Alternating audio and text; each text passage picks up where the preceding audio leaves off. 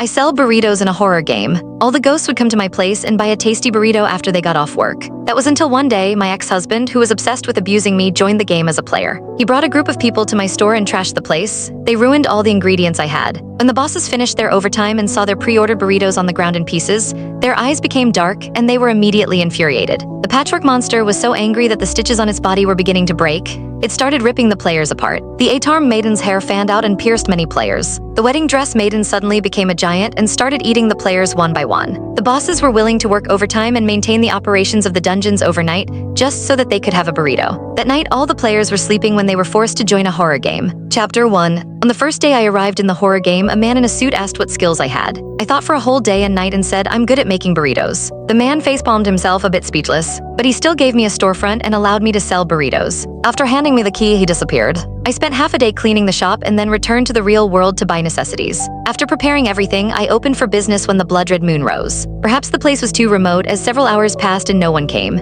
I cheered myself up, good wine needed no bush, there's no rush. My stomach growled twice at the worst possible moment. I decided to make a burrito for myself first. I flanned a flour tortilla on a hot griddle. Once the aroma wafted out, I started adding ingredients to it before putting the burrito into the oven. Coincidentally, this shop had everything: griddle, oven, sausage roaster, nothing was missing. Other than being a bit dusty, it was practically tailor-made for selling burritos. Could the previous owner have sold burritos too? I shook my head. This is a horror game. I should happy that there aren't any severed limbs around. How could anyone be selling burritos here? Timing it precisely, I skillfully took the burrito out of the oven. By then, the burrito had been roasted to a sizzling, fragrant perfection. Wearing gloves, I brushed on the secret sauce and added lettuce. I took out some beef from the roaster and added them. I added diced radish and pickled vegetables. A delicious, fragrant burrito was finished, but it still felt a bit lacking, so I took out some tortilla chips and salsa. When I took the first bite, I exclaimed, yummy. It seemed that I still got it in me. I enjoyed the food, completely unaware that the aroma drifting out of the shop had attracted a passing entity. When a pair of embroidered shoes appeared at the entrance, I felt the whole shop grow noticeably colder. It felt as if the air conditioning had been turned on. It was actually quite comfortable. Suddenly, a chilling voice sounded by my ear.